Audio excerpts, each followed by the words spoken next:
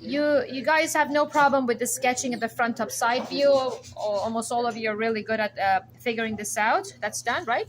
Yeah. So I sketch it for myself just to spend time, save time. What you need to know is what these numbers represent. If you already know what they do and what they are, you can go back and do your drawing. If you don't, stay here because you might need a refresher. So you see here, this is a sign of diameter.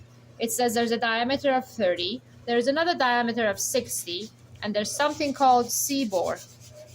And then it says 15 dp, and that's the depth. So C-bore is when you're drilling on a piece, you drill one hole. I'm doing a side view cross section, and then you make another hole going more all the way in. That's called C-bore, and that's normally used to put screws like that in the product, right?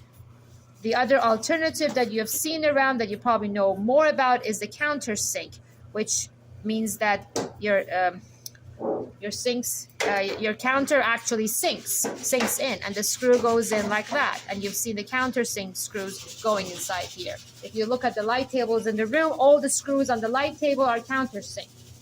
So that's basically what it means. Now you have 3 circles here: 1 circle, 2 circle, and 3 circle. These 2 are the same diameter. So in this drawing, it tells you that the bigger circle has a diameter of 60.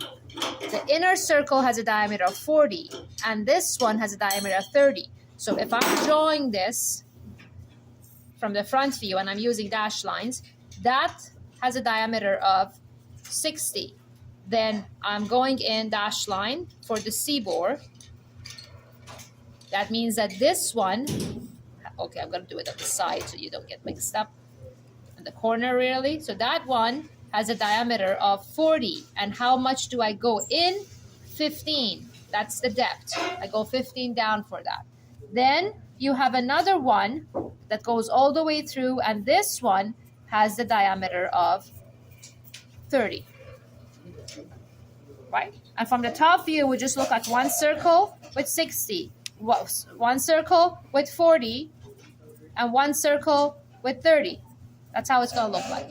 Now, if doing this in the front view is confusing, and it might be confusing, even though I've always told you do the front view first, which you want to do the front view first, don't do the hidden lines on the front view. So if I'm doing this, I'm not going to put the hidden lines here first. If I'm doing this as a sketch for myself, or even good copy, I can go like that. Okay, that's 60, and whatever height that has, 50, right? And then I have another cylinder here, and I have this line, and I can do this, and then I'm done. You know this is easy.